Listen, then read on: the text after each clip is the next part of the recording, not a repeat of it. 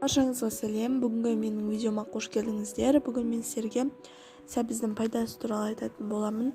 Ендеше видео басталмас бұрын менің арнама тіркеліп, егер видео ұнаған болса лайк басуды ұмытпа. Ендеше біз видеомызды бастаймыз.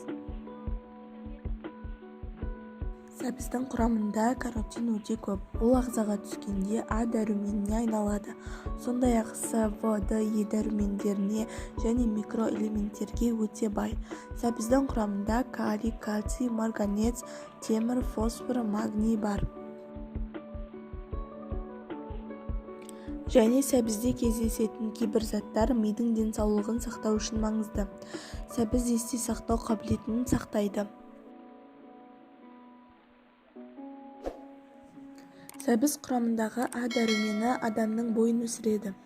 Көру қабілеті мен теріні жақсартуға ықпал етеді. Бұл дәрумен жұмыртқа, бауыр және сүт өнімдерінде кездеседі. Сондықтан да сәбізді осы тағамдармен бірге пайдаланса болады.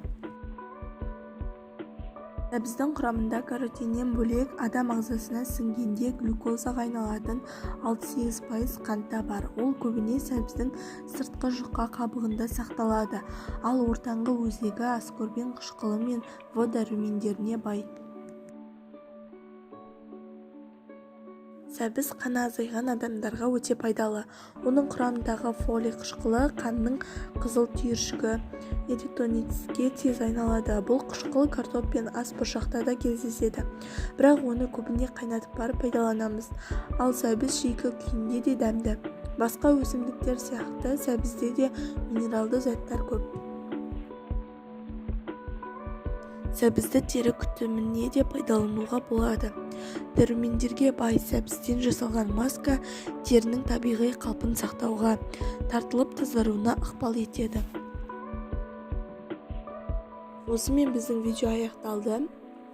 Егер сіздерге видео ұнаған болса лайк басып, егер менің арнама әлі де тіркелмесең тезірек тіркеліп кетуді ұмытпа.